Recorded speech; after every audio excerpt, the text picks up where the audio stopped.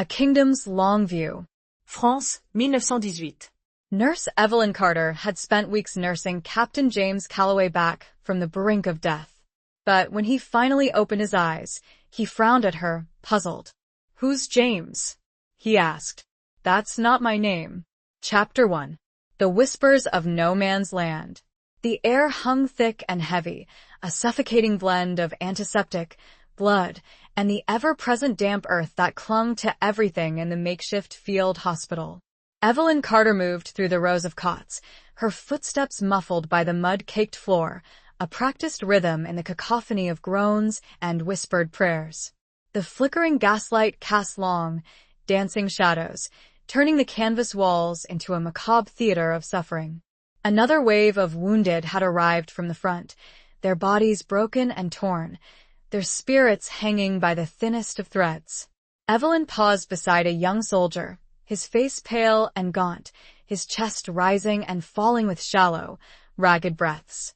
She gently adjusted the bandage on his head, her fingers tracing the line of his jaw, a gesture both professional and instinctively maternal.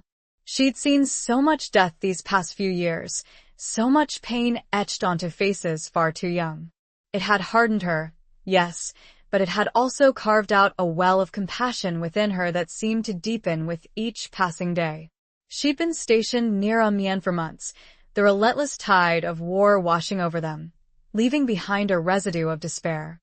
The initial patriotic fervor that had swept through England in 1914 had long since dissipated, replaced by a grim determination, a quiet understanding that this war would not end quickly, nor cleanly.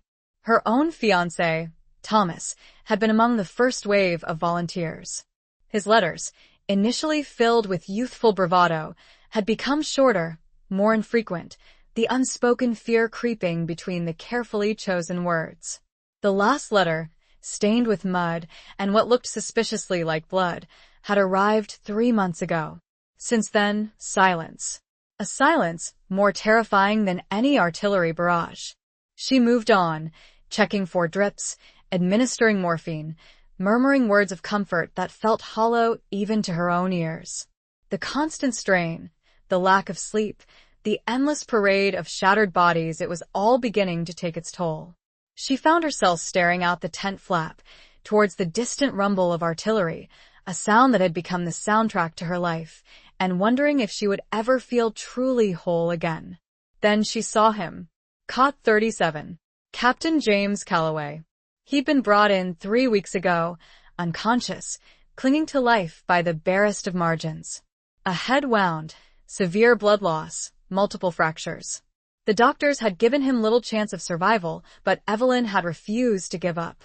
She'd seen something in his face, a flicker of resilience beneath the mask of pain, a stubborn refusal to surrender. She'd spent countless hours by his side, sponging his brow, whispering words of encouragement, willing him to fight. He was different from the other soldiers. Older, perhaps, with lines etched around his eyes that spoke of a life lived before the trenches. His hands, even in their battered state, were strong, calloused, the hands of a man who knew how to work, how to build, how to protect. She'd found a worn leather-bound journal tucked into his pocket, filled with intricate sketches of landscapes, buildings, and a woman's face, rendered with a tenderness that took her breath away.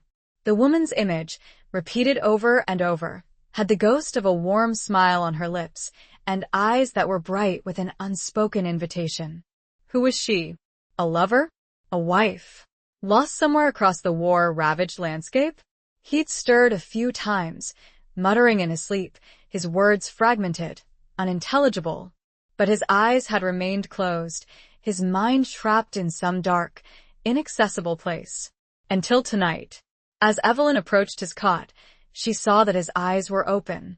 They were a startling shade of blue, the color of a summer sky just before a storm, and they were filled with a confusion that sent a shiver down her spine. He looked at her, his brow furrowed, his lips moving silently. Then he spoke, his voice raspy, weak, but clear.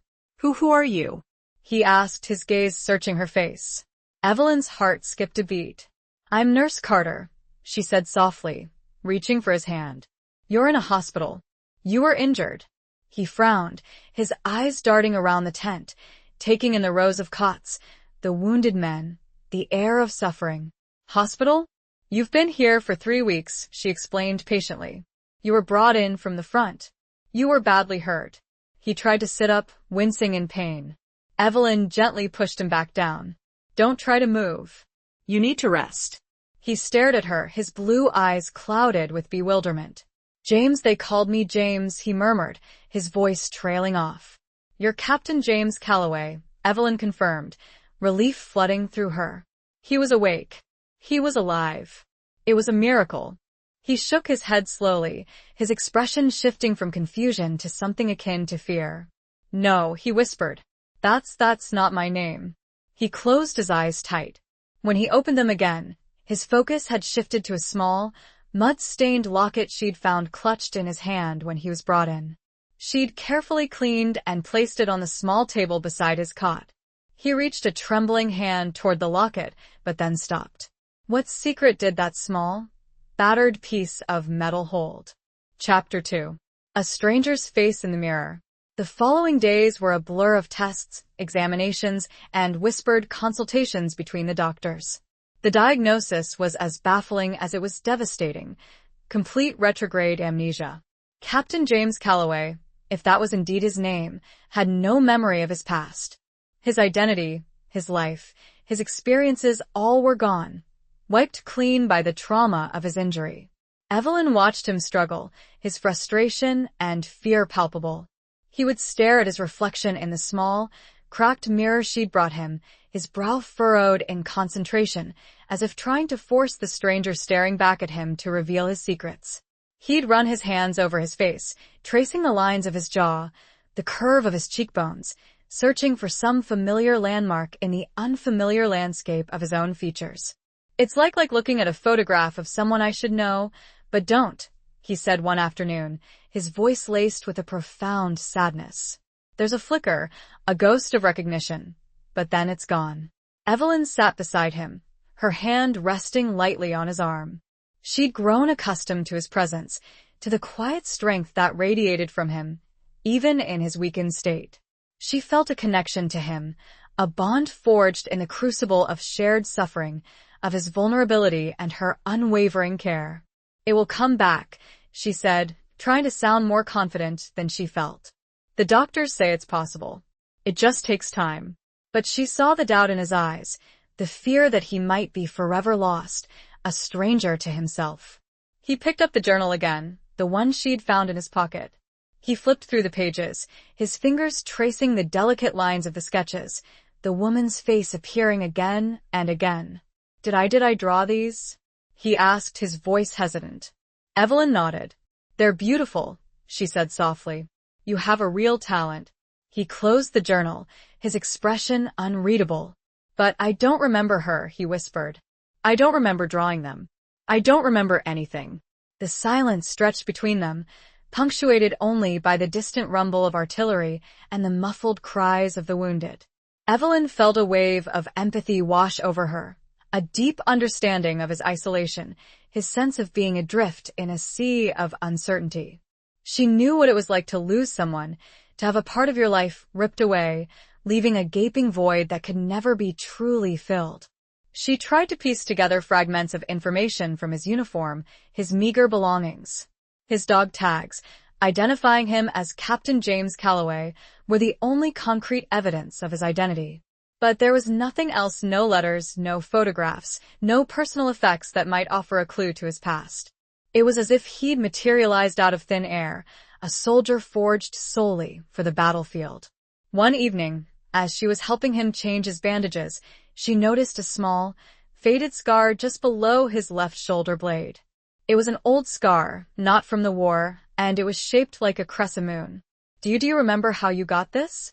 She asked, her fingers gently tracing the outline of the scar. He shook his head, his eyes clouded with confusion. No, he said.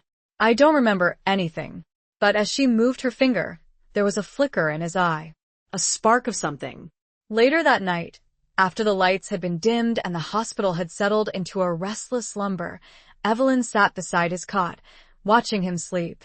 The moonlight filtering through the tent flap illuminated his face, casting shadows that accentuated his high cheekbones and the strong line of his jaw. He looked peaceful, vulnerable, a stark contrast to the haunted expression he wore during his waking hours. She reached out and gently brushed a stray lock of hair from his forehead. He stirred in his sleep, murmuring something unintelligible. She leaned closer, trying to decipher his words.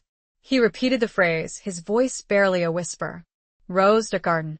Evelyn's breath caught in her throat. Was it a memory? A fragment of his past surfacing from the depths of his subconscious? Or just the random ramblings of a damaged mind? She carefully picked up his journal, which was lying beside him. Was the woman inside Rose? And then she looked again at the small locket on the bedside table. What if the image was not inside, but somehow related to the crescent shape on his back? Evelyn held the small trinket, tracing the edges. A small catch, a hidden compartment, and a new mystery to ponder as she watched him shift restlessly, whispering again of a rose garden she could only imagine. Chapter 3. Fragments of a Forgotten Past. The discovery of the hidden compartment in the locket consumed Evelyn.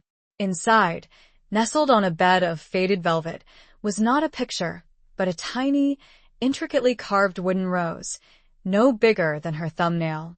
It was exquisite, detailed, and undeniably linked to the whispered words he'd uttered in his sleep. Rose Garden. She examined it closely, turning it over and over in her fingers. The wood was dark, almost black, and it felt strangely warm to the touch. It was clearly old, the craftsmanship suggesting a bygone era. Was it a family heirloom? A token of love from a sweetheart? A clue to the identity of the woman in his journal? She showed it to him the next morning, her heart pounding with anticipation. He stared at it, his blue eyes wide with surprise, then with a flicker of something that might have been recognition. He reached out and took it from her, his fingers trembling. I don't remember, he began, his voice hesitant, but it feels familiar. Like something I should know. He closed his eyes, clutching the wooden rose tightly in his hand. He sat like that for a long time, silent, lost in thought. Evelyn watched him, her breath held captive in her chest, willing him to remember. Finally, he opened his eyes, his expression shifting from confusion to a faint glimmer of hope. There's a feeling, he said, his voice barely a whisper. A scent of roses and something else damp earth, and music. A violin. He looked at Evelyn, his eyes searching her face. Do you know anything about roses? He asked. Gardens? Evelyn shook her head. Not much, she admitted. But I can find out. I can ask around. Someone might know something. She spent the next few days scouring the camp, questioning the other nurses, the doctors, even some of the less severely wounded soldiers. She described the wooden rose, the crescent moon scar, the whispered words, the sketches in the journal. But no one recognized anything. It was as if Captain James Calloway had simply appeared out of the fog of war, a blank slate with no past, no connections. The frustration was beginning to mount. She felt like she was chasing shadows, grasping at straws, trying to piece together a puzzle with missing pieces.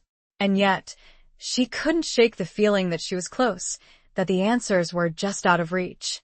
One afternoon, she was sitting in the makeshift mess tent, picking at her meager lunch, when she overheard a conversation between two older nurses.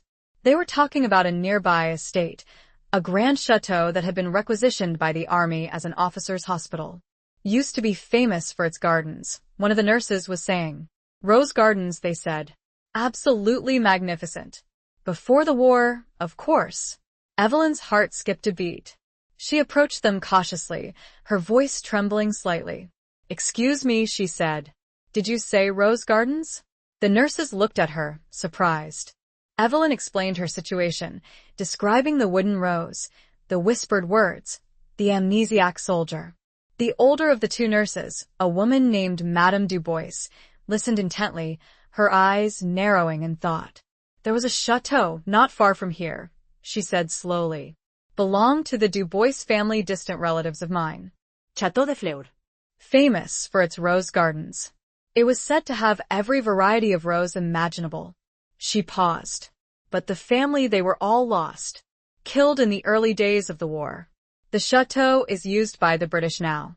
Evelyn felt a surge of excitement. This was the first real lead she'd had. Could I go there? She asked. Perhaps seeing the gardens might trigger something in his memory. Madame Du Bois hesitated. It's not easy, she said. It's an officer's hospital now. Strictly off limits to enlisted personnel and junior nurses. Evelyn's face fell. She was about to give up hope when Madame Du Bois smiled, a mischievous glint in her eyes. But I have a friend, she said. A Colonel Moreau. He's in charge of the chateau. I could write a letter, ask him to allow you a visit. For medical purposes, of course. Evelyn's heart soared. Would you? She asked, her voice filled with gratitude. That would be wonderful. Madame Du Bois nodded. I'll do it tonight, she said. But you must be careful. And you must be discreet. This is highly irregular. That night, Evelyn sat beside James's cot, the letter from Madame Du Bois tucked safely in her pocket. He was asleep, his breathing even and regular. She looked at him, her heart filled with a mixture of hope and trepidation. Would the chateau hold the key to his past? Or would it be another dead end, another crushing disappointment in their search for his identity? She reached for his hand. It felt warm, and he squeezed it, even asleep. She wondered if he could sense her worry, her hope. It seemed that with every day, their quiet bond grew, rooted deep in the soil of the shared mystery of him. He stirred. And then, he turned his head towards her, his blue eyes, even in the dim light of the tent, holding her. This time he did not ask who she was. He whispered her name. Evelyn. It was the first time he'd said it without prompting. Chapter 4. The Weight of an Empty Locket. The journey to Chateau de Fleur was fraught with a nervous energy that thrummed beneath Evelyn's skin. Madame Du Bois' letter had worked its magic, and Colonel Moreau had granted permission for a short visit, emphasizing the strictly medical nature of the excursion. Evelyn had arranged for a transport, a battered old ambulance driven by a young, taciturn soldier named Pierre, who seemed more interested in the state of his engine than the mysteries of amnesia. James, as she still thought of him, sat beside her, his gaze fixed on the passing landscape. He'd been quiet since she'd told him about the chateau, his expression unreadable. She wondered what thoughts were swirling behind those clear blue eyes, what hopes or fears he was harboring. The chateau itself was a magnificent sight, even in its war-worn state. It stood on a rise overlooking a valley, its stone walls scarred by shellfire, its windows boarded up in places. But its grandeur was undeniable, a testament to a more graceful, peaceful era. As they approached, Evelyn could see the remnants of the gardens. The once manicured lawns were overgrown, the flower beds choked with weeds. But here and there, amidst the chaos, splashes of color remained, vibrant roses clinging stubbornly to life, their blooms defiant against the backdrop of destruction. Colonel Moreau, a tall, imposing man with a neatly trimmed mustache and a surprisingly gentle demeanor, greeted them at the entrance. He'd read Madame Du Bois' letter carefully, his eyes flickering between Evelyn and James with a mixture of curiosity and concern. Madame Du Bois speaks highly of you, Nurse Carter, he said, his voice a low rumble. And of your unusual patient. I understand you believe the gardens might jog his memory? Evelyn nodded. It's a long shot, Colonel, she admitted. But we're desperate for any clue, any connection to his past. Moreau looked at James, who stood silently beside Evelyn, his gaze fixed on the overgrown rose bushes. He doesn't speak much? He's finding it difficult, Evelyn explained. The amnesia is complete. Moreau sighed. War does terrible things, he said, his voice tinged with sadness. To the mind as well as the body. He gestured towards the gardens. Feel free to explore. I'll have some tea prepared for you in the drawing room when you're finished. As they walked through the gardens, Evelyn watched James closely, searching for any sign of recognition, any flicker of memory.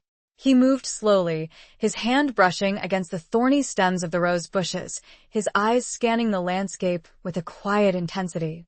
The air was thick with the scent of roses, a heady, intoxicating fragrance that filled Evelyn's senses. She could almost imagine the gardens as they must have been before the war, a riot of color and perfume, a place of beauty and tranquility. James stopped in front of a particularly large rose bush, its blooms a deep, velvety crimson. He reached out and gently touched one of the petals, his fingers tracing its delicate curve. "This one," he murmured, his voice barely audible. "It feels familiar." Evelyn's heart skipped a beat. "What is it?" she asked, her voice trembling with anticipation. "What do you remember?" He shook his head slowly, his brow furrowed in concentration. I don't know," he said. "It's just a feeling. A sense of déjà vu." He continued to explore the gardens, his senses seemingly heightened, his body reacting to the environment in subtle ways. He paused by a crumbling stone fountain, its basin filled with stagnant water and fallen leaves. He knelt down and ran his hand along the smooth, worn stone. "There was music here," he said, his voice distant.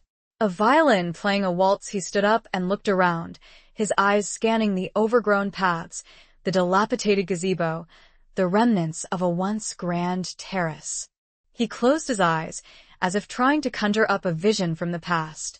Then he opened them, his gaze fixed on a small, secluded corner of the garden, hidden behind a wall of overgrown ivy. "There," he said, his voice stronger now. "There's something over there." He started to walk towards the hidden corner, his steps quickening with a sense of urgency. Evelyn followed close behind, her heart pounding with a mixture of hope and apprehension. They pushed their way through the tangled ivy, revealing a small, enclosed space. It was a secret garden, protected from the ravages of war, a tiny oasis of peace amidst the surrounding destruction. In the center stood a weathered stone bench, surrounded by a profusion of white roses, their blooms luminous in the dappled sunlight. James stood frozen, staring at the scene before him, his body trembling. He reached out and touched one of the white roses, his fingers lingering on its delicate petals. Then, he slowly turned to Evelyn, his blue eyes filled with a mixture of wonder and recognition. He reached for the empty locket around his neck. The weight of it, and the emptiness it symbolized, suddenly shifted. He spoke, the name raw and new on his tongue. "Elise," he whispered. "My name is Julian Dubois. And this was Elise's garden." Chapter 5. Echoes of Gunfire and Lullabies. The revelation hung in the air, heavy and profound, like the scent of the roses that surrounded them. Julian. Not James. Julian Dubois. The name felt both foreign and familiar on Evelyn's tongue, a key unlocking a door that had been sealed shut for far too long. Julian sank onto the stone bench, his body still trembling, his eyes fixed on the white roses. He looked like a man emerging from a long, dark tunnel, blinking in the sudden sunlight. "Elise," he repeated, the name a whispered prayer, a lament, a resurrection. She loved white roses. Said they reminded her of a purity of hope. Evelyn sat beside him, her hand reaching out to cover his. His skin was warm, his pulse strong, but she could feel the tremors that still ran through him. Who was Elise?" she asked softly, her voice hesitant, afraid to break the fragile spell of remembrance. He closed his eyes, his brow furrowed in concentration, as if trying to dredge up images from the depths of his recovered memory. My sister," he said, his voice thick with emotion. She died. "Here. In the garden." The words were stark, brutal, a stark contrast to the beauty of their surroundings. Evelyn felt a wave of grief wash over her, a deep empathy for the pain he must have carried, buried beneath the amnesia for so long. How did she die?" she asked, her voice barely a whisper. He opened his eyes, his gaze distant, haunted. "The war," he said. "The shelling. It started so suddenly. We were playing. In the garden." She was laughing. He stopped, his voice choked with emotion. He took a deep breath, trying to compose himself. "I tried to protect her. I covered her with my body. But it wasn't enough. A shell had landed so close." He trailed off, unable to continue. Evelyn could picture the scene, the idyllic garden transformed into a scene of carnage, the laughter silenced, The white roses stained crimson. She gently squeezed his hand. "I'm so sorry," she said, her voice filled with a profound sadness. "So sorry for your loss." He looked at her, his blue eyes filled with a pain that was both ancient and immediate. I remember now, he said. Everything. The war. My family. The chateau. My life. Before he paused, his gaze shifting back to the white roses. "But it's like watching a film. I see it all, but I don't feel it. Not yet. It's detached. Like it happened to someone else." Evelyn nodded, understanding. "It will take time," she said. "To process. To grieve. To heal." They sat in silence for a long time, surrounded by the ghosts of the past, the echoes of gunfire and lullabies mingling in the air. The sun began to set, casting long shadows across the gardens, painting the white roses with hues of gold and orange. As they walked back to the chateau, Julian stopped and looked back at the secret garden, his expression a mixture of sadness and something else. Something akin to peace. "I needed to rebuild it," he said, his voice firm, resolute. "To restore the gardens. To honor Elise's memory." Colonel Moreau was waiting for them in the drawing room, a fire crackling in the hearth, a pot of tea steaming on a low table. He looked at Julian, his eyes filled with a newfound respect. "So," he said, his voice gentle, "you remember?" Julian nodded. "Yes," he said. "I remember. My name is Julian Dubois." Moreau smiled. "Welcome home, Monsieur Dubois," he said. The journey back to the field hospital was quiet, contemplative. Julian sat beside Evelyn, his gaze fixed on the passing landscape, but this time his eyes were not filled with confusion, but with a quiet determination. As they reached the hospital, Evelyn turned to him. "What will you do now?" she asked. He looked at her, his blue eyes meeting hers. "I don't know," he said. "But I know I'm not Captain James Calloway. I'm Julian Dubois. And I have a lot to figure out." He paused, then reached out and took her hand, his fingers intertwining with hers. "Thank you," he said, his voice sincere. For everything. For not giving up on me. For helping me find my way back." Evelyn smiled, her heart filled with a warmth that had nothing to do with the approaching night. "You found your own way back, Julian," she corrected. He squeezed her hand, a silent acknowledgement of their shared journey, of the bond that had formed between them, forged in the crucible of war and memory, loss and rediscovery. As she watched him walk away, back into the world of cots and the cries of wounded men, Evelyn felt a certainty she hadn't known before. This was not the end of their story. It was only the beginning. And tonight, she needed to find a way to write to Thomas's family. Chapter 6. The Lie That Binds Us. The news of Julian's recovered memory spread through the field hospital like wildfire. The staff, initially skeptical, were now awestruck by the seemingly miraculous turn of events. Evelyn found herself the subject of hushed whispers and admiring glances, her quiet dedication transformed into something legendary. But the attention felt hollow, overshadowed by the weight of her own secret, the lie that had been growing within her since the day she'd met the amnesiac soldier. She had to tell Julian about Thomas, about her fiancé, the missing soldier whose letters had stopped arriving months ago, the man she'd promised to marry, the man who occupied a space in her heart that was both achingly empty and fiercely protected. But every time she tried to speak, the words caught in her throat. She saw the way Julian looked at her, the gratitude in his eyes, the nascent trust, the unspoken hope that flickered beneath the surface.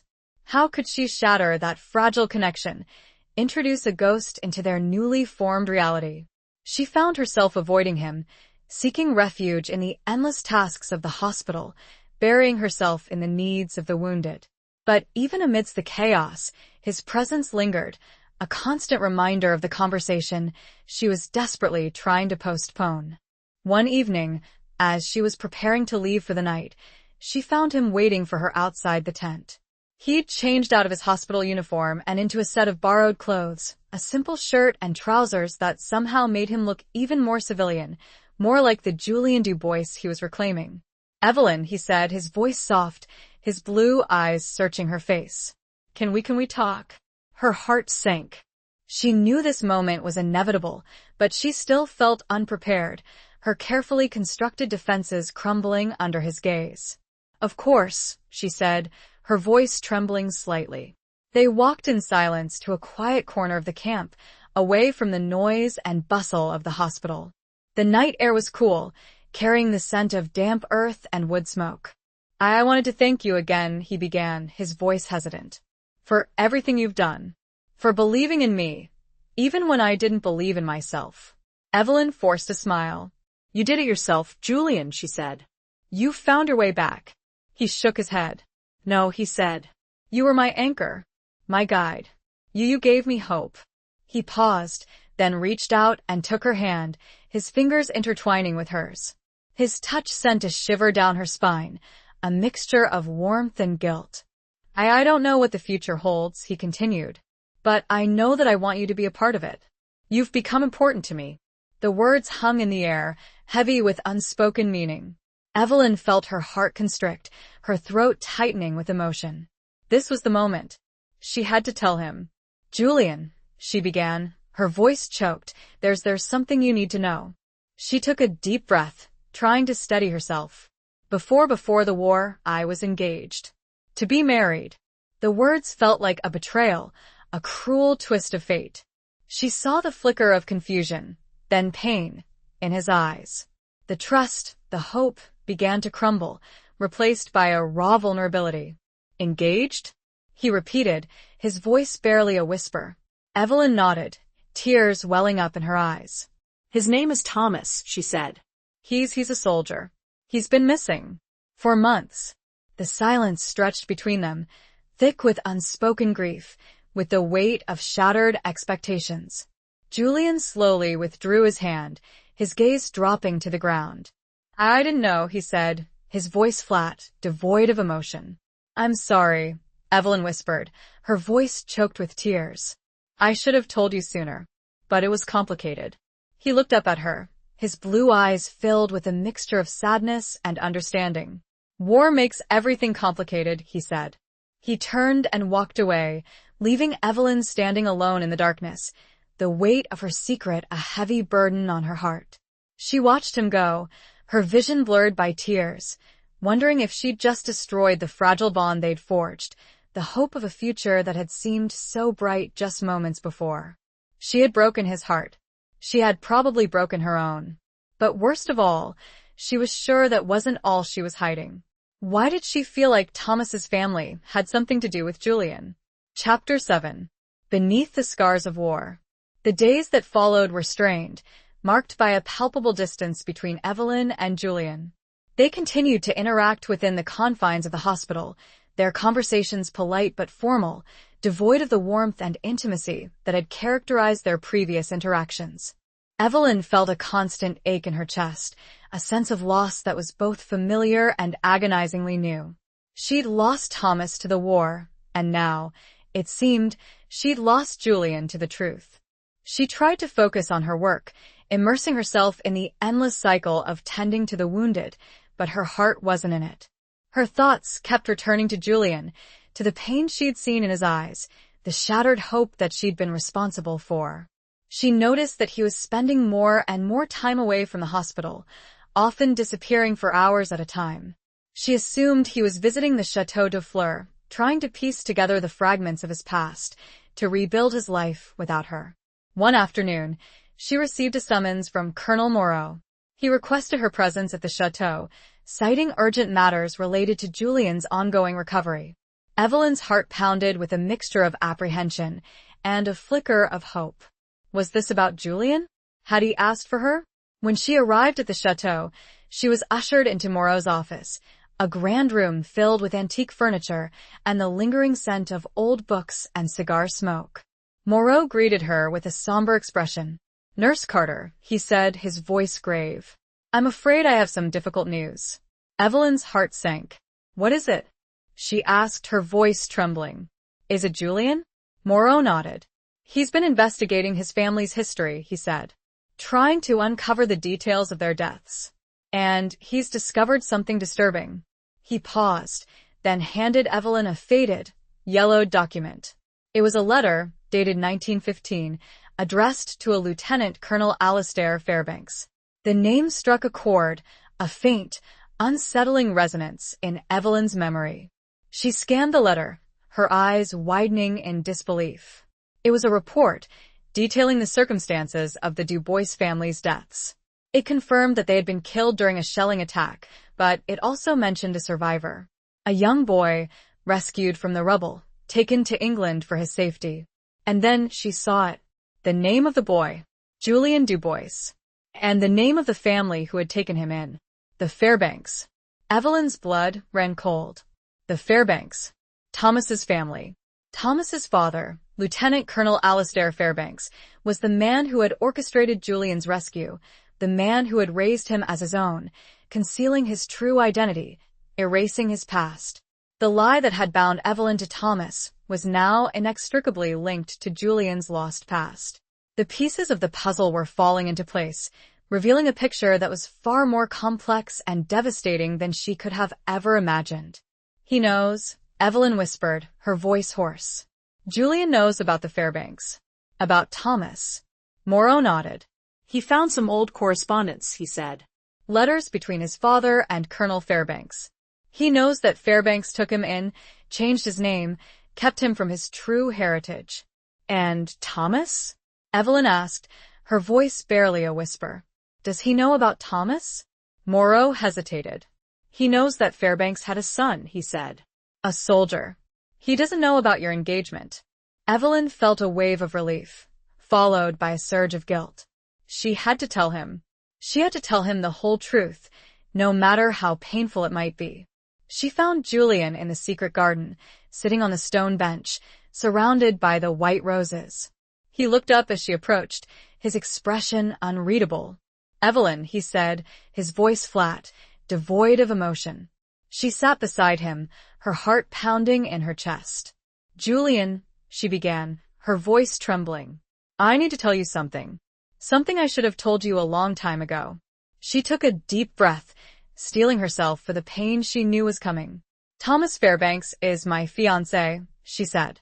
And his father is the man who took you from this place. Who hid you?" The silence that followed was deafening, broken only by the rustling of the leaves and the distant chirping of birds. Julian stared at her, his blue eyes filled with a mixture of disbelief, betrayal, and a profound, overwhelming sadness that mirrored her own. The scars, she realized, ran far deeper than any of them had ever thought. And some of them were self-inflicted. Chapter 8. A dance in the ruins of Amiens. The confession hung between them, a raw, gaping wound in the fragile tapestry of their relationship. Julian didn't speak, didn't move, his gaze fixed on Evelyn's face, as if trying to decipher the truth behind her words, the motivations behind her silence. Finally, he looked away, his gaze drifting towards the white roses, their pristine beauty a stark contrast to the turmoil raging within him. "So," he said, his voice a low, hollow murmur, "the man I thought was my enemy was your intended." Evelyn nodded, tears welling up in her eyes. "Yes," she whispered, "but it's complicated. Thomas, he didn't know. He didn't know about you, about your family.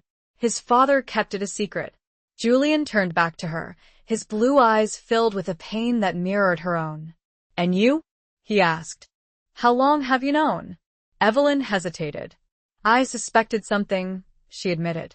"The letter, the name Fairbanks, it triggered something. But I didn't want to believe it." "Why?" he asked, his voice edged with a bitterness that cut her to the core. "Why didn't you tell me? Why did you let me believe what I believed?" She reached out and touched his arm, but he flinched away from her touch, as if burned. "Because I was afraid," she whispered. "Afraid of losing you. Afraid of the truth." He stood up and walked away from her, his hands clenched into fists at his sides. He paced back and forth, his body radiating a tension that was almost palpable. "So, all this time," he said, his voice shaking with anger, "all this time, I've been living a lie, built on another lie, and you were a part of it." Evelyn felt a wave of despair wash over her. She'd hurt him, betrayed him, in a way she'd never intended. She tried to protect him, to protect herself, But in doing so, she'd created a chasm between them that seemed impossible to bridge. "I'm sorry," she said, her voice choked with tears. "I'm so sorry." He stopped pacing and turned to face her, his expression a mixture of anger and something else. Something akin to resignation. I need some time," he said, "to process this, to figure out what it all means." He turned and walked away, disappearing into the overgrown pathways of the garden, leaving Evelyn alone with her guilt, her regret, and the crushing weight of his unspoken accusations. The following days were a blur of activity. The hospital received a new influx of wounded, overwhelming the staff with their sheer numbers and the severity of their injuries. Evelyn threw herself into her work, seeking solace in a routine, the distraction of tending to the broken bodies of the soldiers. But even amidst the chaos, Julian's absence was a constant ache, a reminder of the damage she'd done. One evening, as she was walking back to her quarters, she heard music coming from the bombed-out church that stood on the edge of the camp. It was a violin, playing a hauntingly familiar melody, a waltz that Julian had mentioned, the one he'd heard in the gardens of the chateau. She hesitated, then slowly approached the church, drawn by the music, by the faint hope of finding him there. The church was a shell of its former self, its roof partially collapsed, its stained glass windows shattered, its interior exposed to the elements. But inside, amidst the rubble and debris, Julian stood, his back to her, his body swaying gently to the music. He was playing the violin, his fingers moving effortlessly over the strings, drawing out a melody that was both beautiful and heartbreaking. Evelyn stood in the doorway, watching him, her heart aching with a mixture of longing and regret. She recognized the violin now. It was the one from the chateau. Moreau must have allowed him to keep it. As the music faded, Julian slowly lowered the violin, his body still, his shoulders slumped. He turned and saw her standing there, his expression unreadable in the dim light. "I heard the music," she said, her voice hesitant. He nodded, his gaze fixed on her face. "It's a waltz," he said. Elisa's favorite. They stood in silence for a moment, the echoes of the music lingering in the air. Then Julian spoke, his voice low and strained. There's a dance," he said, "in Amiens. Tomorrow night. For the soldiers. A brief respite from the war." He paused, then looked at her, his blue eyes searching hers. Will you go with me?" The invitation was unexpected, a flicker of hope in the darkness that had enveloped them. Evelyn hesitated, her heart pounding in her chest. Was this a chance for reconciliation? Or another step towards further pain? I don't know," she said, her voice trembling. He took a step towards her, his gaze unwavering. "Please," he said. "Just one dance. For old time's sake." Before everything changed. She looked at him, at the vulnerability in his eyes, the plea in his voice, and she knew she couldn't refuse. She needed this, too. A chance to connect, to understand, to perhaps find a way back to each other, amidst the ruins of their shared past. "Yes," she whispered. "I'll go." It was not a reconciliation, not yet. But it was at least a beginning. A fragile, tentative step towards an uncertain future, taken in the ruins of a war-torn city, to the echoes of a half-remembered waltz. Chapter 9. The Secret of the Psalm. The dance in Amiens was a surreal spectacle, a fleeting moment of gaiety and normalcy amidst the pervasive backdrop of war. The town hall, miraculously spared from the worst of the shelling, had been hastily decorated with paper streamers and makeshift lanterns. A local band played a mix of popular tunes and traditional French songs, their music a valiant attempt to drown out the distant rumble of artillery. Evelyn felt a strange mix of emotions as she entered the hall on Julian's arm. She'd borrowed a simple dress from one of the other nurses, a pale blue gown that felt both elegant and out of place in the war-torn setting. Julian wore his borrowed clothes, but there was an air of quiet dignity about him, a sense of belonging that transcended his borrowed attire. The hall was crowded with soldiers, nurses, and a smattering of local civilians, all seeking a brief escape from the harsh realities of their lives. There was laughter, conversation, and the swirl of dancing couples, a temporary illusion of peace and happiness. But beneath the surface, the tension was palpable. The soldiers' eyes held a haunted look, their smiles strained, their movements tinged with a nervous energy. The nurses, too, carried the weight of their experiences, the constant exposure to suffering and death etched on their faces. Julian led Evelyn onto the dance floor, his hand resting lightly on her waist, his movements graceful and assured.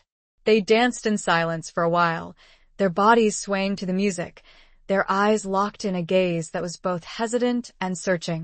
"Thank you," Julian said, his voice low, his breath warm against her ear. "For coming."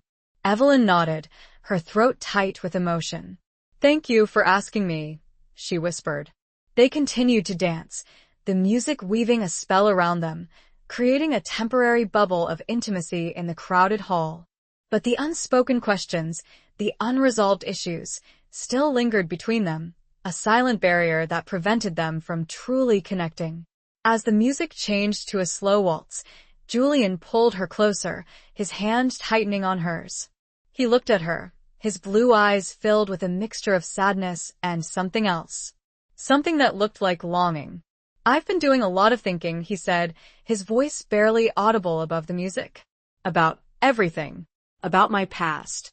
About Thomas. Evelyn's heart pounded in her chest. She knew this conversation was inevitable, but she still felt unprepared, her emotions raw and exposed. "And?" she asked, her voice trembling. He took a deep breath, his gaze unwavering. "I understand why you didn't tell me," he said. "You were protecting yourself. Protecting your heart." Evelyn felt a wave of relief wash over her, followed by a surge of gratitude. He understood. He didn't hate her. But he continued, his voice turning somber. "There's something else. Something I discovered. Something about the psalm." Evelyn's blood ran cold. The psalm. The name evoked images of unimaginable horror, of senseless slaughter, of a battle that had become synonymous with the futility of war. Thomas had been stationed at the psalm. "What is it?" she asked, her voice barely a whisper. Julian hesitated, his gaze dropping to the floor. "There were rumors," he said, "about Colonel Fairbanks, about his methods. He was ruthless, driven. He sacrificed a lot of men for strategic gains." Evelyn felt a knot tighten in her stomach. She knew that war demanded difficult choices, that commanders often had to make decisions that resulted in casualties. But the way Julian spoke, the tone of his voice, suggested something more sinister. "There was an incident," Julian continued, his voice strained. A failed attack. A lot of men were lost. And there were whispers that Fairbanks deliberately withheld support, that he sacrificed those men to achieve a larger objective. He looked up at her, his blue eyes filled with a pain that was both personal and profound. "Thomas was leading that attack," he said. The words hit Evelyn like a physical blow. She felt the blood drain from her face, her body swaying. Julian reached out and steadied her, his grip firm and supportive. "I don't understand," she whispered, her voice choked. "I found a letter," Julian said, written by one of the surviving officers. He accused Fairbanks of deliberate negligence, of sacrificing his own men. He paused, then looked at her, his gaze unwavering. "The letter was addressed to your Thomas. But it never reached him," he said. "It was intercepted by Fairbanks." The implications of his words were staggering. Thomas, her fiancé, might have been a victim of his own father's ambition, his death a consequence of a deliberate act of betrayal. And Evelyn, unknowingly, had been engaged to a man whose life had been tragically intertwined with Julian's, their fates linked by a secret buried in the mud and blood of the psalm. The truth, it seemed, was far more complex, far more devastating than she could have ever imagined. And she knew, with a chilling certainty, that Julian was not finished with his revelations. Chapter 10. Letters from a Ghost. The revelation about Thomas and the psalm hung between them like a shroud, suffocating the fragile intimacy they'd momentarily recaptured on the dance floor. Evelyn felt numb, her mind reeling from the implications of Julian's words. She couldn't reconcile the image of the kind, gentle Thomas she'd known with the man described in the letter, a victim of his own father's ruthless ambition. They left the dance soon after, the music and laughter fading into a distant echo as they walked back towards the hospital in silence. The night air was cold, a stark contrast to the warmth of the crowded hall, mirroring the chill that had settled over Evelyn's heart. "I need to see the letter," she said, her voice finally breaking the silence, her words sounding hollow even to her own ears. Julian nodded, his expression grim. "I have it," he said. "At the chateau. I'll show it to you tomorrow." The following morning, Evelyn made her way to the Chateau de Fleur, her mind a whirlwind of conflicting emotions. She felt a sense of dread, a fear of what she might find in the letter, but also a fierce determination to uncover the truth, no matter how painful it might be. Julian was waiting for her in the library, the room filled with the familiar scent of old books and leather. He looked tired, his eyes shadowed, the lines of his face etched with a weariness that went beyond physical exhaustion. He handed her the letter without a word, his hand trembling slightly. It was a single sheet of paper, yellowed and brittle with age, the ink faded but still legible. The handwriting was hurried, scrawled, the words filled with a raw, desperate urgency.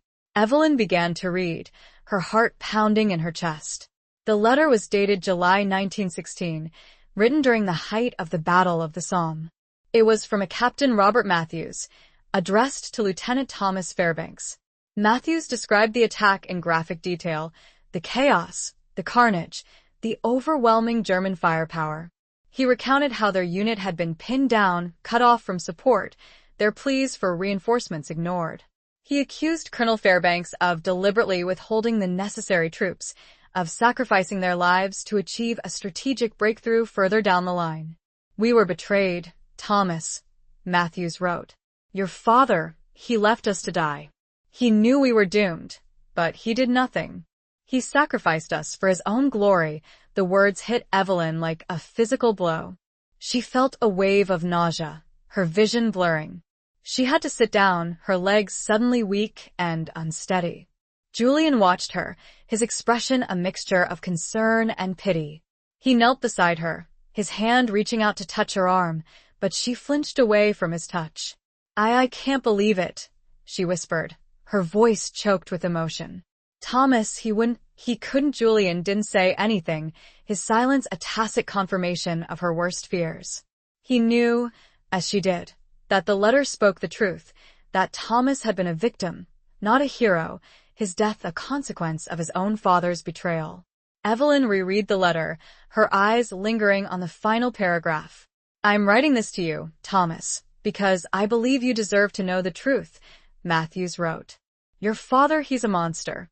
He doesn't deserve your loyalty, your respect. He killed your friends. He killed me." The letter ended abruptly, the final word smeared, as if the writer had been interrupted, his life cut short before he could finish his message.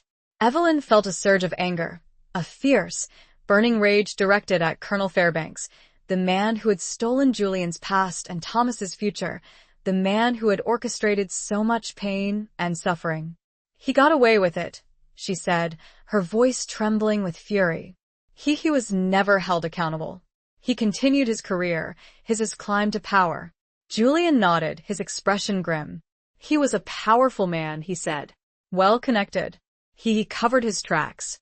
The official reports they blamed the failure on enemy action, on poor communication. Evelyn looked at Julian, her eyes filled with a mixture of grief and a newfound understanding. She saw the pain he'd carried, the burden of his lost past, the injustice of his family's fate.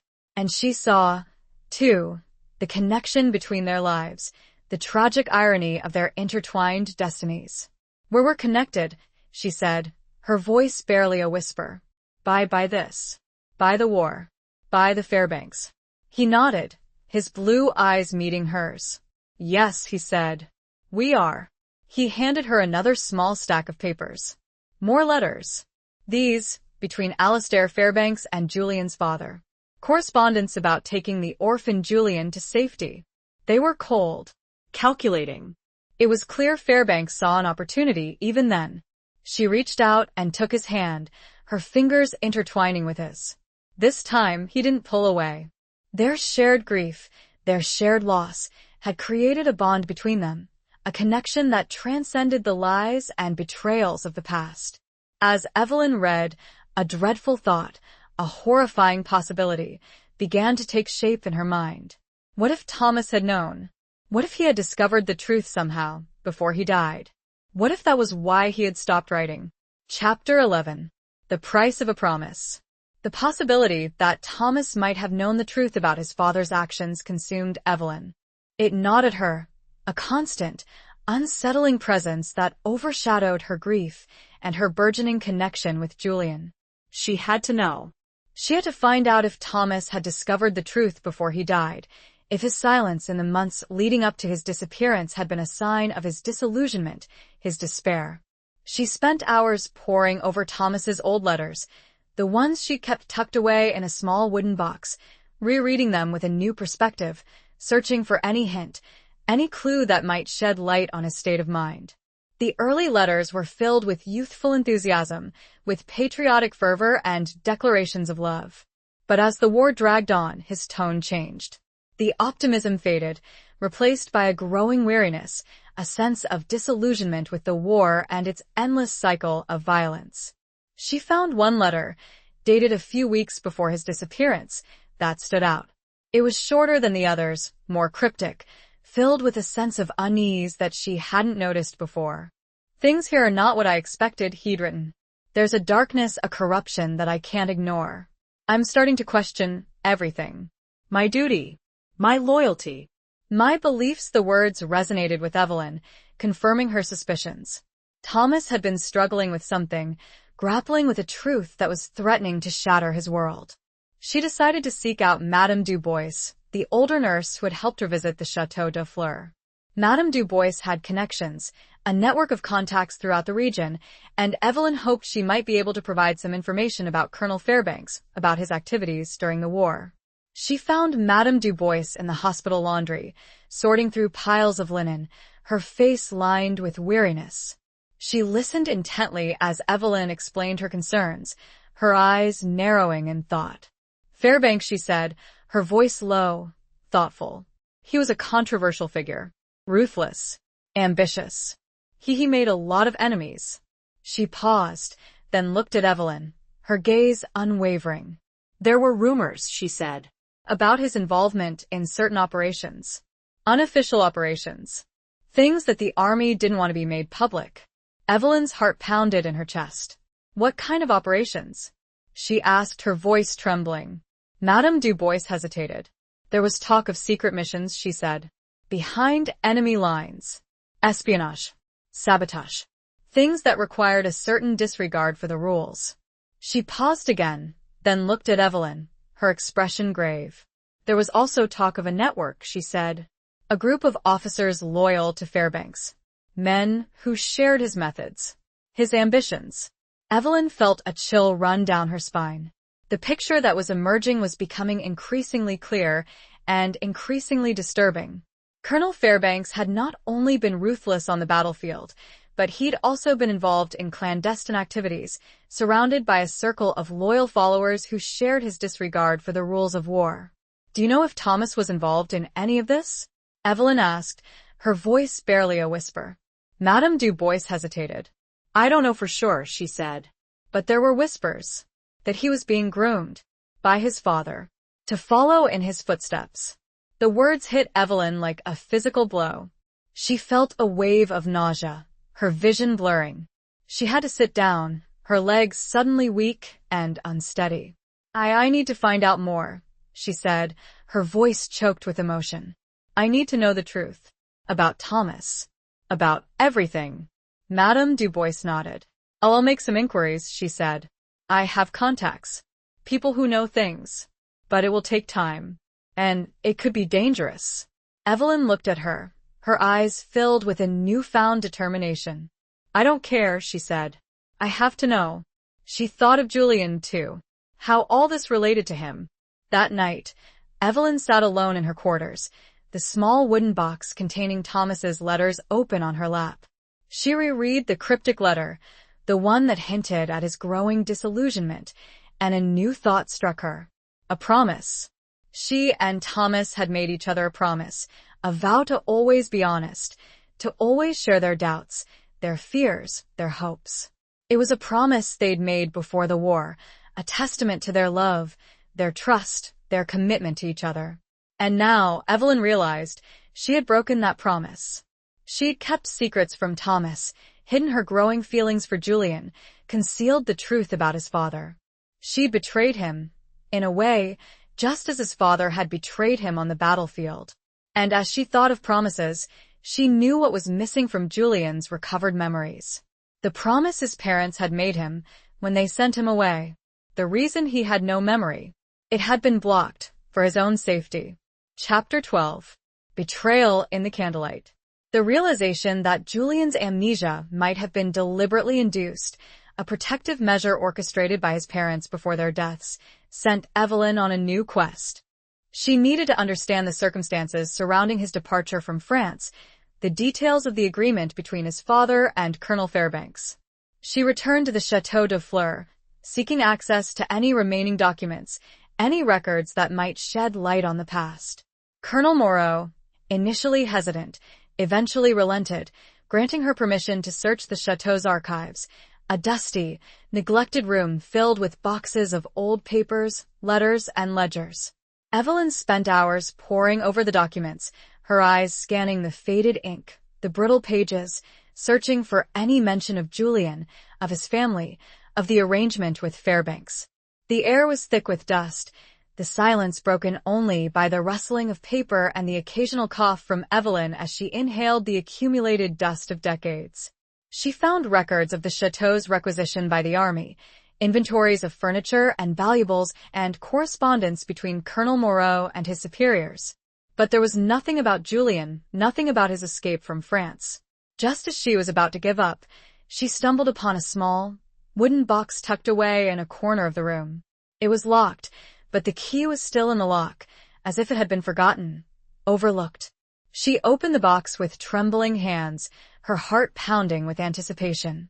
Inside, she found a collection of personal items, a woman's silver hairbrush, a child's toy soldier, a faded photograph of a family Julian's family, she presumed standing in front of the chateau, their faces smiling, unaware of the tragedy that awaited them. And then she saw it. A letter, tucked beneath the other items, addressed to Julian, in his mother's handwriting. The date on the letter was just days before the shelling that had killed his family. Evelyn carefully unfolded the letter, her hands shaking. The ink was faded, but the words were still legible, filled with a mother's love, a mother's fear, a mother's desperate plea. My dearest Julian, the letter began, if you are reading this, it means that we are gone, that the war has taken us. But you must survive. You must remember. Evelyn's heart ached as she read the words, imagining the mother writing this letter, knowing that her time was running out, her only hope resting on the survival of her son. We have made arrangements, the letter continued, with a British officer. Colonel Fairbanks. He has promised to take you to safety, to protect you. But you must not remember. You must forget. Everything. Your name. Your family. Your past. The words struck Evelyn like a physical blow. Julian's amnesia had not been a random consequence of his injury. It had been deliberately induced, a condition of the agreement between his parents and Fairbanks, a desperate attempt to protect him from the dangers of his true identity. It is the only way, the letter continued, to keep you safe from those who would harm you, from the enemies of our family. You must become someone else, someone unremarkable, someone safe. Evelyn felt a wave of grief wash over her, a profound sadness for the sacrifices that Julian's parents had made, the impossible choice they'd faced, the love that had driven them to erase their son's identity in order to save his life. The letter ended with a final plea, a mother's desperate hope for her son's future. Remember us, Julian, she wrote. Even if you cannot remember our names, remember our love. Remember who you truly are. And one day reclaim your heritage. Evelyn carefully folded the letter, her hands trembling. She had found the answer, the truth behind Julian's amnesia. But the discovery brought with it a new set of questions, a new layer of complexity to the already tangled web of their lives. She found Julian in the secret garden, sitting on the stone bench, surrounded by the white roses. He looked up as she approached, his expression unreadable. She handed him the letter without a word, her heart heavy with the weight of its contents. He took it from her, his fingers brushing against hers, his eyes searching her face. He began to read, his brow furrowing in concentration, his lips moving silently as he deciphered his mother's words. Evelyn watched him, her heart aching with a mixture of empathy and fear. As he finished reading, he slowly lowered the letter, his eyes filled with a mixture of shock, disbelief, and a profound, overwhelming sadness that mirrored her own. He looked up at her, his gaze unwavering. They made me forget, he said, his voice barely a whisper. To protect me. He stood and held the letter to a nearby candle. He watched it burn, the secrets it held now laid bare, for both of them. He knew it was a betrayal. Another in a long line. But this one he understood. Chapter 13. A stolen kiss before dawn. The revelation of his parents' deliberate act of erasure profoundly affected Julian. He became withdrawn, spending hours alone in the gardens, wrestling with the implications of their sacrifice, the knowledge that his entire life had been built on a carefully constructed lie designed to protect him. Evelyn watched him from a distance, her heart aching for his pain, for the burden he carried. She wanted to reach out to him, to offer comfort, but she knew he needed time, space to process the truth, to come to terms with his shattered identity. She, too, was grappling with the implications of the discovery. She understood the motivations behind Julian's parents' actions, the desperate measures they'd taken to ensure his survival. But she couldn't shake the feeling that there was still something missing, something unresolved. The enemies his mother had mentioned in the letter, who were they? What threat had they posed to Julian, to his family? She decided to confide in Colonel Moreau, seeking his advice, his perspective. She found him in his office, reviewing reports, his face etched with the weariness of command. She explained her concerns, her suspicions that there was more to the story than they knew. Moreau listened intently, his eyes narrowing in thought. The Dubois family, he said, his voice low, thoughtful. They were influential, wealthy. They had connections. In high places. He paused, then looked at Evelyn, his gaze unwavering. They also had enemies, he said. Rivals. People who envied their power, their wealth. He hesitated, then leaned closer, his voice dropping to a whisper. There were rumors, he said, about their involvement in certain activities. Activities that could have made them dangerous enemies. Evelyn's heart pounded in her chest. What kind of activities? She asked, her voice trembling. Moreau hesitated again, his expression grave. There was talk of political intrigue, he said. Of secret alliances. Of dealings with foreign powers. He paused, then looked at Evelyn, his gaze unwavering. It's possible, he said, that the Dubois family was involved in something bigger. Something that went beyond the local rivalries. Something that could have threatened the very foundations of France. Evelyn felt a chill run down her spine. The picture that was emerging was becoming increasingly complex, increasingly dangerous. Julian's family had not just been victims of the war, they had been players in a larger, more sinister game, a game that had cost them their lives and had forced them to erase their son's identity to protect him. I need to know more, Evelyn said, her voice firm, resolute. I need to find out who these enemies were, what threat they posed. Moreau nodded. I will help you, he said. I have contacts, resources. But you must be careful. This could be dangerous. Evelyn looked at him, her eyes filled with a newfound determination. I'm not afraid, she said. I owe it to Julian, to his family, to the truth. That evening, Evelyn found Julian in the secret garden, sitting on the stone bench, surrounded by the white roses. The sun was setting, casting long shadows across the garden, painting the white roses with hues of gold and orange. He looked up as she approached, his expression still somber, but there was a flicker of something else in his eyes. something that looked like hope. She sat beside him, her hand reaching out to cover his. He didn't pull away. "I spoke to Colonel Moreau," she said, her voice soft. "He confirmed my suspicions.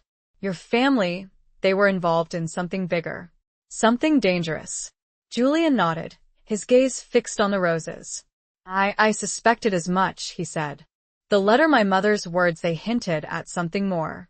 He paused, then looked at her, his blue eyes searching hers. I don't know what the future holds," he said. "But I know that I need to find out the truth. About my family, about their enemies, about everything." He reached out and took her other hand, his fingers intertwining with hers. His touch sent a shiver down her spine, a mixture of warmth and something else. Something that felt like desire. And he continued, his voice low, husky, "I know that I don't want to do it alone. I need you, Evelyn. By my side." The words hung in the air, heavy with unspoken meaning. Evelyn felt her heart constrict, her throat tightening with emotion. She looked at him, at the vulnerability in his eyes, the plea in his voice, and she knew she couldn't deny him. She couldn't deny herself. "I'll be there," she whispered, her voice choked with tears. "Always." He leaned closer, his gaze unwavering, his breath warm against her face. He cupped her cheek with his hand, his thumb gently stroking her skin. "Evelyn," he whispered, his voice barely audible. And then, he kissed her. It was a soft, tentative kiss, a gentle exploration, a hesitant expression of the feelings that had been building between them, unspoken, unacknowledged, for so long. But as their lips met, the world around them seemed to fade away, the sounds of the war, the echoes of the past, disappearing into the silence of their shared moment.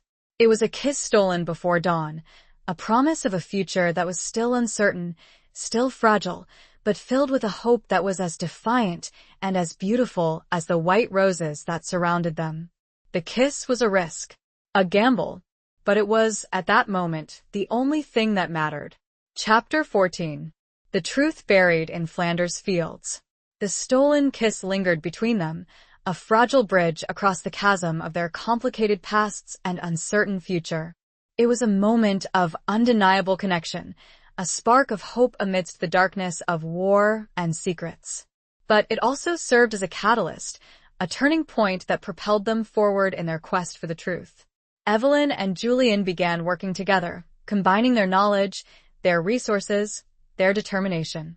They spent hours in the chateau's archives, poring over documents, searching for any clue that might shed light on Julian's family's enemies, on the something bigger that Colonel Moreau had hinted at.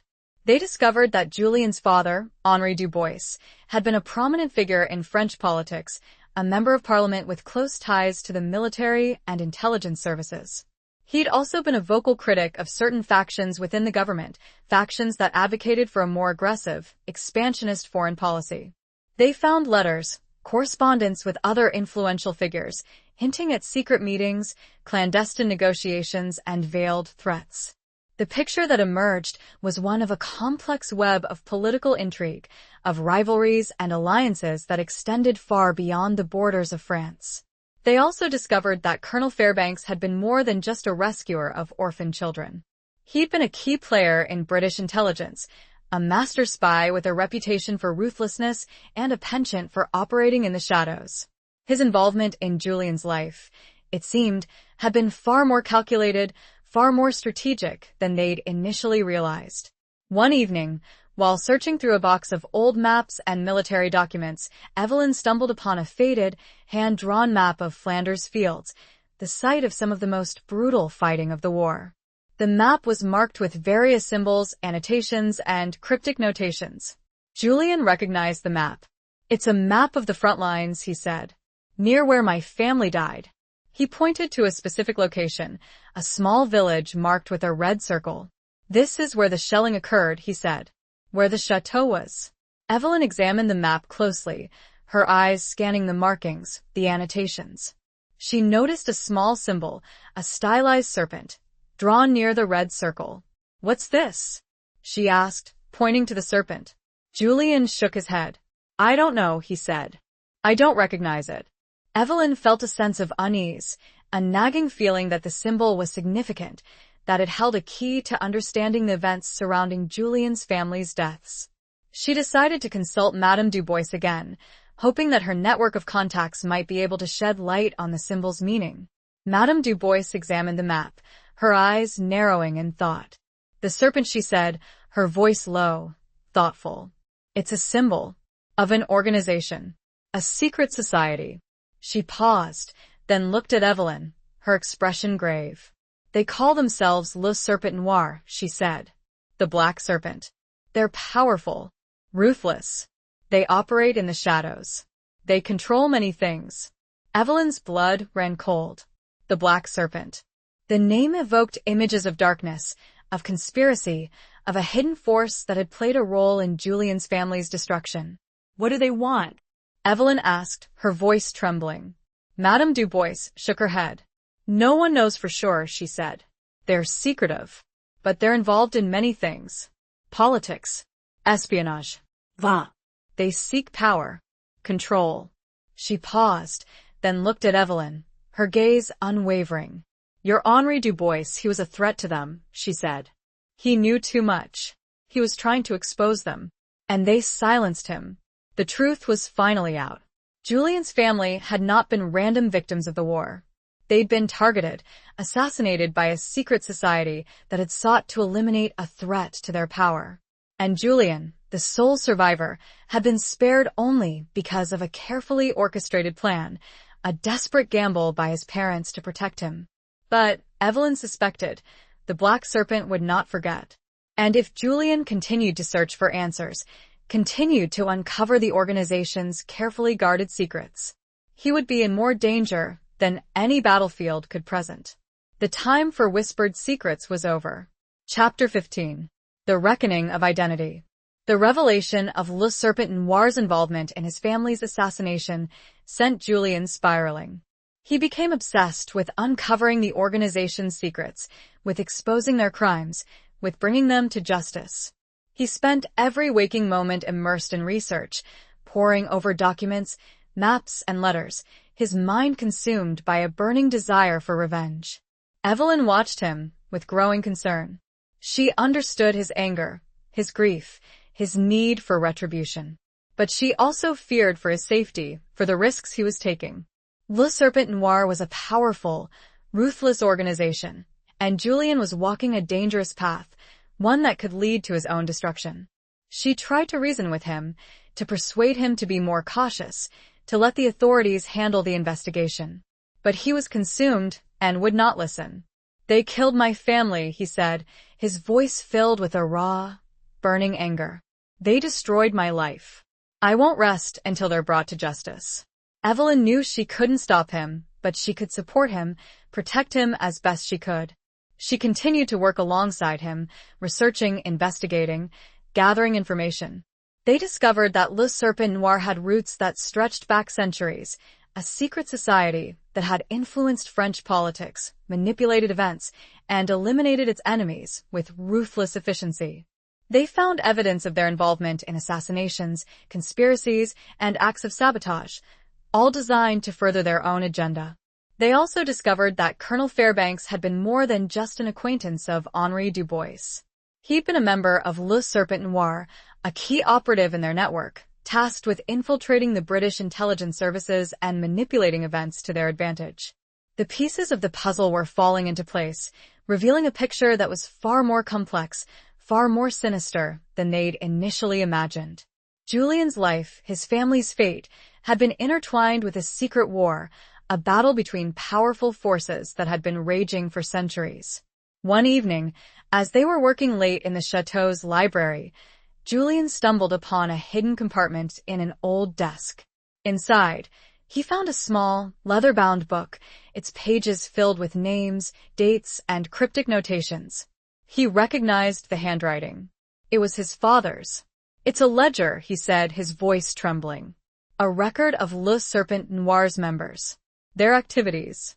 Evelyn's heart pounded in her chest. This was it. The evidence they needed to expose the organization, to bring them to justice. But as Julian began to read through the ledger, his expression changed. He went pale, his body trembling. "What is it?" Evelyn asked, her voice filled with concern. He looked up at her, his blue eyes filled with a mixture of shock, disbelief, and horror. "My name," he whispered, his voice hoarse. "It's in the ledger." Evelyn felt a chill run down her spine. "What do you mean?" she asked. He pointed to a specific entry, a line that listed his name, alongside a date and a cryptic notation: initiation. Complete. The implications of the entry were staggering. Julien, the son of Henri Dubois, the man who had been trying to expose Le Serpent Noir, was himself a member of the organization. The amnesia, the carefully constructed new identity, it hadn't been just to protect him from his family's enemies. It had been to prepare him for his role within the organization, to groom him as a future leader. He had been raised by the enemy, trained by them. The ultimate betrayal. The ultimate manipulation. And Evelyn felt a dawning horror, a sense of dread. He hadn't just been raised to forget. It was part of a larger, more sinister plot. He'd been raised to be one of them. Julien stared at the entry, his mind reeling, his identity shattered. He was not who he thought he was. He was the son of his enemy, the heir to a legacy of darkness and conspiracy. He slammed the book shut. It was time to decide. Who was he really? James Calloway? Julien Dubois? Or something else entirely? Chapter 16. Running from Shadows. The discovery of his own name in Le Serpent Noir's ledger shattered Julien's world. He felt betrayed, manipulated, his entire life a carefully constructed lie designed to mold him into something he despised. The amnesia, the new identity, the years spent in England, it had all been part of a larger, more sinister plan. He became withdrawn, isolating himself from Evelyn, from everyone. He spent hours wandering the grounds of the chateau, haunted by the ghosts of his past, by the realization that he was inextricably linked to the organization that had destroyed his family. Evelyn watched him with growing concern, her heart aching for his pain, for the burden he carried. She tried to reach out to him, to offer comfort, but he pushed her away, his eyes filled with a mixture of anger, confusion, and despair. "I don't know who I am anymore," he said, his voice hoarse, his body trembling. "Am I Julien Dubois? Or am I one of them?" Evelyn tried to reassure him, to convince him that he was not defined by his past, by the actions of his father or Le Serpent Noir. But her words seemed to have little effect. He was lost in a sea of doubt, his identity fractured, his sense of self shattered. One evening, as Evelyn was returning to the hospital, she was intercepted by Colonel Moreau. He looked grim, his expression filled with a sense of urgency. "Nurse Carter," he said, his voice low, serious. "We have a problem. Le Serpent Noir, they know. About Julien. About the ledger." Evelyn's blood ran cold. "How?" she asked, her voice trembling. Moreau shook his head. "I don't know," he said. "But they're looking for him. They want the ledger. And they want him silenced." Evelyn felt a surge of fear, a desperate need to protect Julien. "We have to get him out of here," she said. "We have to hide him." Moreau nodded. "I have a contact," he said. "A safe house. In Amiens. It's risky, but it's the only option." They raced back to the chateau, their hearts pounding with fear. They found Julien in the secret garden, sitting on the stone bench, surrounded by the white roses. He looked up as they approached, his expression blank, devoid of emotion. Evelyn explained the situation, her voice urgent, desperate. "They know Julien," she said. "They're coming for you. We have to leave. Now." He didn't react at first, his gaze fixed on the roses, as if he hadn't heard her. Then, slowly, he looked up at her, his blue eyes filled with a mixture of resignation and something else. Something that looked like defiance. "No," he said, his voice firm, resolute. "I'm not running. I'm not hiding. I'm tired of running from shadows." Evelyn tried to reason with him, to persuade him to change his mind. But he was adamant. He wouldn't run. He wouldn't hide. He would face his enemies, confront his past, reclaim his identity. "I'm Julien Dubois," he said, his voice filled with a newfound strength, a sense of purpose that had been missing since the discovery of the ledger. "And I'm not afraid." Evelyn knew she couldn't change his mind. She looked at Colonel Moreau, her eyes pleading for help. But Moreau shook his head, his expression grim. It's his decision, he said. We can't force him. Evelyn felt a wave of despair wash over her. She knew Julian was walking into danger, that he was risking his life. But she also knew that she couldn't abandon him. She wouldn't abandon him. Then I'm staying with you, she said, her voice firm, resolute. We'll face them together. Julian looked at her, his blue eyes filled with a mixture of gratitude and love. He reached out and took her hand, his fingers intertwining with hers. Thank you, he whispered, his voice choked with emotion. They knew they were facing impossible odds, that Le Serpent Noir was a powerful, ruthless organization. But they also knew that they had something worth fighting for. Their love, their connection, their shared determination to uncover the truth and bring their enemies to justice. Moreau gave Julian a small, loaded pistol. Just in case, he muttered. They would not run. They would stand their ground. Together. And as Evelyn stared out, at the darkening sky, she looked towards Amiens. She knew, somehow, that the answers they sought were there. And the danger. Chapter 17. The Heart of a Soldier. Their decision to stay and fight, rather than flee, transformed the atmosphere at the chateau. It became a fortress under siege, a haven of defiance against the encroaching shadows of Le Serpent Noir. Colonel Moreau, despite his initial reservations, rallied his men, bolstering the defenses, preparing for a confrontation that seemed inevitable.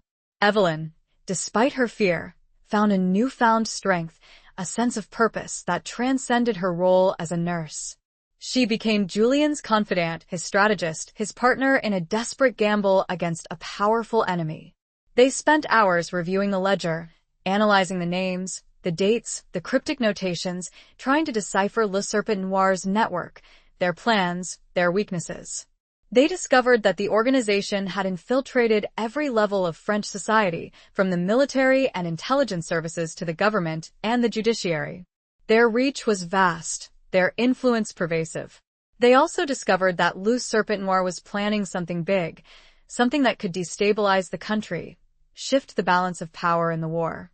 The ledger hinted at a coordinated attack, a series of assassinations and acts of sabotage designed to cripple the French war effort. Julian, fueled by a righteous anger and a desire to avenge his family, was determined to stop them. He used his knowledge of the chateau, its secret passages, its hidden rooms, to their advantage, turning it into a labyrinthine trap for their enemies. Evelyn, drawing on her medical expertise, prepared for the worst, setting up a makeshift infirmary in the chateau's cellar, stocking it with supplies, ready to treat any casualties. One evening, as they were working late in the library, poring over the ledger, Julian paused, his gaze fixed on a particular entry. This name, he said, his voice low, thoughtful. Alistair Fairbanks, it appears, repeatedly. He was more than just a member. He was one of their leaders. Evelyn felt a chill run down her spine. Fairbanks, Thomas's father, the man who had orchestrated Julian's abduction and the erasure of his memory, had been a key figure in Le Serpent Noir, a mastermind behind their sinister operations. He used me, Julian said, his voice filled with a raw, burning anger. He manipulated me. He turned me into a weapon. Evelyn reached out and touched his arm, her hand offering comfort, support. You're not a weapon, Julian, she said. You're a survivor. You're a fighter. You're Julian Dubois. He looked at her, his blue eyes filled with a mixture of gratitude and love. He leaned in and kissed her, a soft, tender kiss that spoke volumes of their shared connection, their unwavering commitment to each other. As they broke apart, they heard a noise, a faint rustling sound coming from outside the library. They exchanged a look, their hearts pounding in their chests. They knew. Le Serpent Noir had arrived. Julian grabbed the pistol that Colonel Moreau had given him, his hand steady, his eyes focused. He moved to the door, signaling Evelyn to stay back. He opened the door cautiously, peering into the dimly lit hallway. He saw nothing. Then, suddenly, a figure emerged from the shadows, a man dressed in black, his face obscured by a mask. The man lunged at Julian, a a knife gleaming in his hand. Julian reacted instantly, firing the pistol. The shot echoed through the chateau, a deafening roar that shattered the silence. The man staggered back, clutching his chest, the knife falling from his grasp. He collapsed to the floor, his body still, his mask askew, revealing a face that was both familiar and shocking. It was Colonel Fairbanks. Older, more weathered, but undeniably him. The man who had orchestrated Julian's abduction, the erasure of his memory, the man who had been a leader of Le Serpent Noir, had come to the chateau, seeking to silence Julian once and for all. But he had failed. Julian, the boy he had tried to manipulate, to control, had killed him. Evelyn rushed to Julian's side, her heart pounding with fear and relief. He was safe. For now. But they knew this was just the beginning. Le Serpent Noir would not give up. They would continue their attacks, their attempts to silence Julian, to retrieve the ledger. He lowered the gun. His heart, once that of a gentle artist, now beat with the rhythm of a soldier. A necessary transformation, but one he feared, nonetheless. Chapter 18. A Love Forged in Fire. Fairbanks' death, though a victory, brought a new wave of tension and uncertainty. It confirmed their suspicions about Le Serpent Noir's reach and ruthlessness, but it also left them with more questions. Who would take Fairbanks' place? What was the organization's next move? How could they possibly stop them? The chateau remained on high alert, Colonel Moreau's men patrolling the grounds, their weapons at the ready. Evelyn and Julian continued their work, poring over the ledger, trying to decipher Le Serpent Noir's plans, identify their remaining leaders, anticipate their next attack. They discovered that the organization's planned offensive was imminent, scheduled to coincide with a major Allied push on the Western Front. Le Serpent Noir intended to cripple the French war effort from within, creating chaos and confusion, paving the way for a German victory. Julian, driven by a fierce determination to protect his country and avenge his family, was resolved to stop them. He knew he couldn't do it alone. He needed allies' support resources. He decided to contact the French authorities to reveal Le Serpent Noir's existence and their plans. But he knew he couldn't trust everyone. The organization had infiltrated every level of government, and he didn't know who he could rely on. Evelyn, drawing on her connections and her knowledge of the local community, suggested reaching out to Madame Dubois. The older nurse had proven to be a valuable ally, and her network of contacts might be able to provide the support they needed.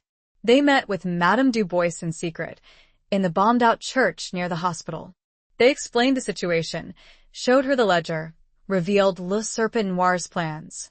Madame Dubois listened intently, her eyes widening in disbelief and then hardening with resolve. "I knew it," she said, her voice low, fierce. "I knew there was something rotten. In this country. I will help you. I have contacts. People who can be trusted." She promised to reach out to her network, to gather information, to find allies who could help them expose Le Serpent Noir and thwart their plans. In the days that followed, Madame Dubois' contacts provided valuable intelligence, identifying key members of Le Serpent Noir, revealing their meeting places, uncovering their communication channels. Evelyn and Julian worked tirelessly, piecing together the puzzle, preparing for a final confrontation with the organization.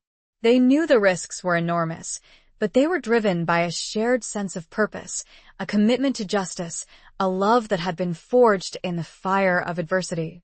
One evening, as they were working late in the library, Julian paused, his gaze fixed on Evelyn's face. He reached out and took her hand, his fingers intertwining with hers. "Evelyn," he said, his voice soft, husky, I know we've been through so much, and I know the future is uncertain. But I need you to know that I love you." The words hung in the air, a declaration of love amidst the chaos and danger that surrounded them. Evelyn felt her heart swell with emotion, her eyes filling with tears. "I love you too, Julian," she whispered, her voice choked with emotion. He leaned in and kissed her, a long, passionate kiss that sealed their love, their commitment, their shared destiny. It was a moment of pure, unadulterated connection, a testament to the power of love to transcend even the darkest of times. As they broke apart, they heard a noise, a distant rumble that grew steadily louder. They exchanged a look, their hearts pounding in their chests. They knew. Le serpent noir was attacking.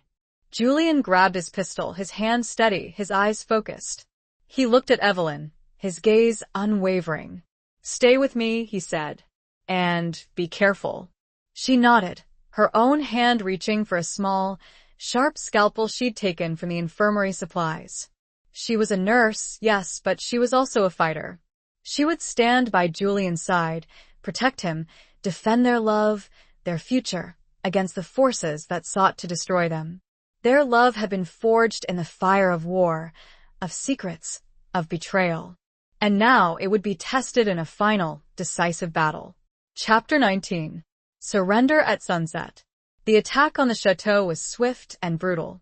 Le Serpent Noir, having lost the element of surprise with Fairbank's failed attempt, opted for a full frontal assault, their forces storming the grounds, overwhelming Colonel Moreau's men with their sheer numbers and firepower. Explosions rocked the chateau, shattering windows, collapsing walls, filling the air with dust and smoke. Gunfire echoed through the corridors, a deadly symphony of violence and chaos. Julian and Evelyn, armed with Julian's pistol and Evelyn's scalpel, fought their way through the burning building, seeking to reach the secret passage that led to the underground tunnels beneath the chateau. It was their only escape route, their only chance of survival. They encountered pockets of resistance, Le Serpent Noir operatives dressed in black, their faces masked, their weapons blazing. Julian, drawing on his rediscovered instincts, fought with a fierce determination, his movements precise, his aim deadly. Evelyn, despite her fear, stood by his side, her scalpel flashing in the dim light, defending herself and Julian against the attackers. They reached the secret passage, a narrow, hidden doorway concealed behind a bookcase in the library. Julian pushed the bookcase aside, revealing the dark, gaping entrance. "Go," he said, his voice urgent. "Get to safety." "I'll hold them off." Evelyn shook her head. "No," she said. "I'm not leaving you. We go together." He hesitated, then nodded, his eyes filled with a mixture of gratitude and love. They entered the passage together, disappearing into the darkness, the sounds of the battle fading behind them. The tunnels were damp, dark, and claustrophobic, a labyrinthine network that stretched beneath the chateau and the surrounding grounds. Julian, relying on his fragmented memories of his childhood, navigated the passages, leading Evelyn towards a hidden exit that opened onto a nearby forest. They encountered more Le Serpent Noir operatives in the tunnels, engaging in close-quarters combat, the narrow confines amplifying the violence, the desperation. Julian fought with the skills of a soldier and an artist now merged. They finally reached the exit, a small, concealed opening hidden amidst the trees. They emerged into the cool night air, the sounds of the battle now distant, muffled. They were safe for now, but they knew Le Serpent Noir would not give up. They would continue their hunt, their pursuit. They made their way to Amiens, to the safe house that Colonel Moreau had arranged. It was a small, nondescript apartment in a quiet neighborhood, a temporary refuge from the storm. They collapsed onto the floor, exhausted, bruised, and battered, but alive. They held each other close, their bodies trembling, their hearts pounding in unison.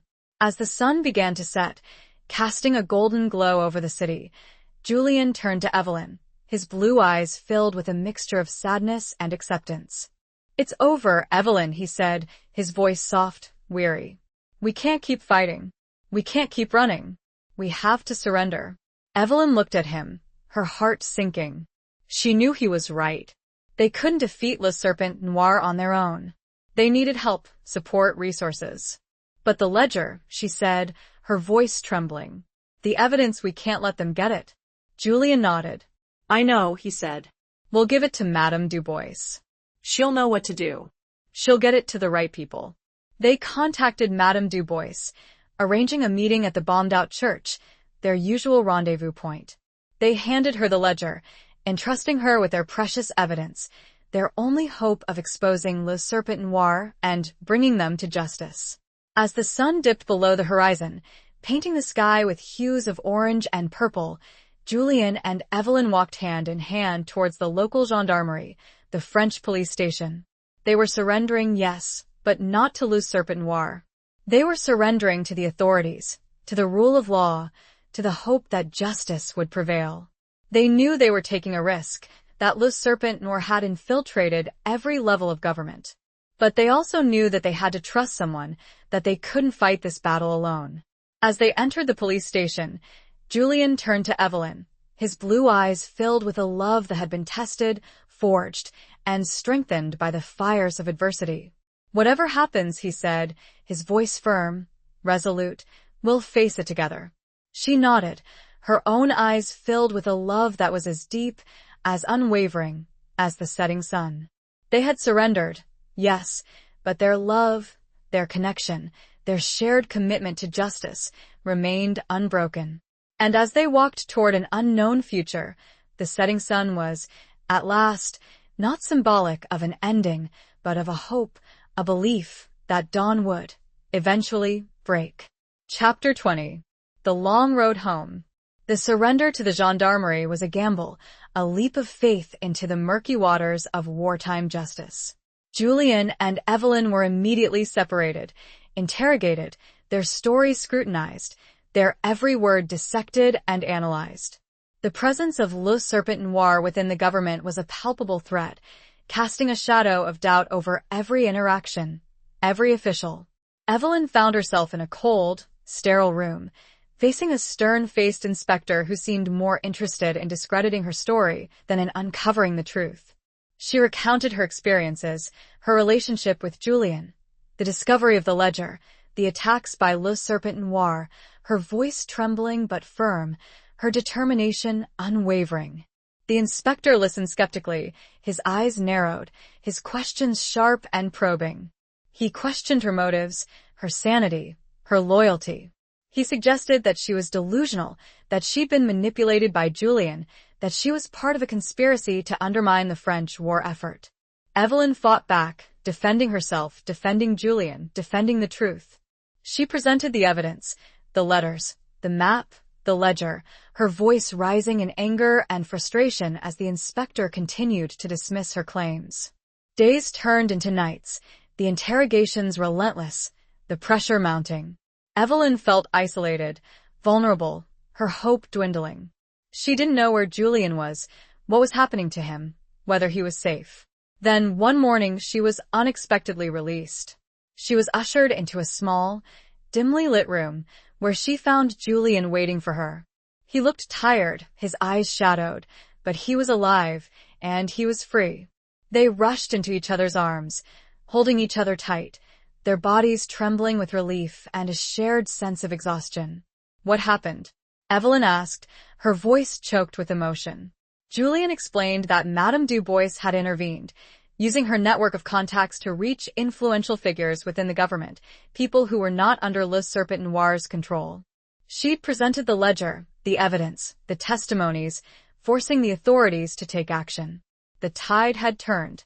The French government, finally convinced of the threat posed by Le Serpent Noir, launched a massive investigation, arresting suspected members, raiding their hideouts, dismantling their network. The revelations sent shockwaves through the country, exposing the deep-seated corruption, the clandestine operations, the conspiracy that had reached the highest levels of power. Julien and Evelyn were exonerated, their names cleared, their actions vindicated. They were hailed as heroes, their courage and determination praised by the press, by the public, by the government. But the victory was bittersweet. The scars of the war, the secrets, the betrayals, remained. Julien's family was gone, his past irrevocably altered. Thomas's death, the truth about his father, weighed heavily on Evelyn's heart.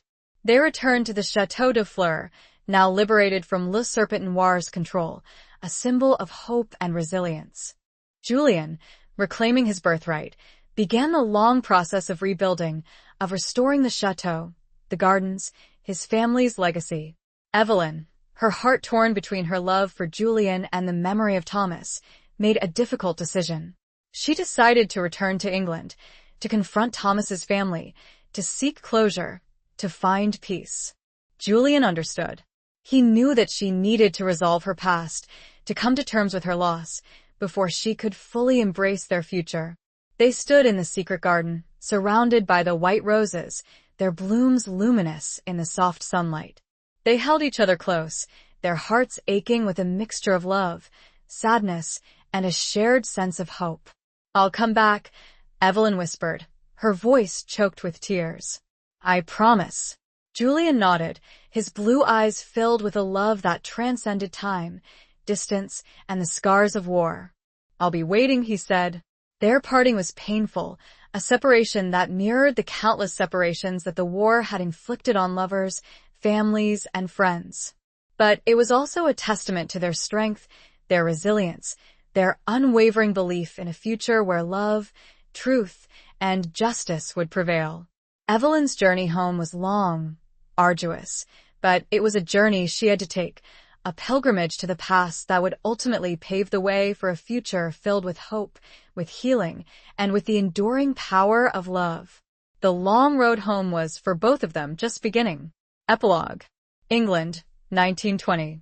The train pulled into the station, the screech of brakes and the hiss of steam a jarring contrast to the quiet countryside that Evelyn had been traveling through. She stepped onto the platform, her heart pounding in her chest, her senses overwhelmed by the familiar sights, sounds, and smells of her homeland. It had been 2 years since she'd left France, 2 years since she'd said goodbye to Julian, 2 years since she'd embarked on this journey of healing and reconciliation. The war was over, but its scars remained, etched on the landscape, on the faces of the people, and on her own heart. She made her way to the Fairbanks estate, a grand, imposing manor house surrounded by sprawling gardens and manicured lawns. It was a world away from the war-torn fields of France, a stark reminder of the privilege and power that Colonel Fairbanks had wielded, the lives he had destroyed in his pursuit of ambition. She was greeted by a stern-faced housekeeper who informed her that Mrs. Fairbanks was expecting her. Evelyn was led into a lavishly decorated drawing room where she found Mrs. Fairbanks, Thomas's mother, sitting by the fireplace, her face pale and drawn, her eyes filled with a mixture of grief and something else. Something that looked like fear. Evelyn had written to Mrs. Fairbanks, informing her of her discoveries, of Thomas's fate, of Colonel Fairbanks's treachery. She'd requested a meeting, seeking answers, closure, a final reckoning with the past. Mrs. Fairbanks greeted her with a cold formality, her voice strained, her movements stiff. She offered Evelyn a seat, her gaze fixed on the fireplace, avoiding eye contact. "You wrote to me," Mrs. Fairbanks said, her voice barely a whisper. "About Thomas. About my husband." Evelyn nodded, her heart heavy with the weight of the conversation that was about to unfold. "I did," she said. I needed to tell you the truth." She recounted her story, her relationship with Julian, the discovery of the ledger, the revelation of Colonel Fairbanks's involvement in Le Serpent Noir, the circumstances of Thomas's death. Mrs. Fairbanks listened in silence, her face impassive, her body rigid. But as Evelyn continued, her composure began to crack. Tears welled up in her eyes, her hands trembled, her body shook with suppressed sobs. When Evelyn finished, Mrs. Fairbanks finally looked at her, her eyes filled with a mixture of grief, guilt, and shame. I knew," she whispered, her voice choked with emotion. "I suspected, but I didn't want to believe it. I couldn't face the truth."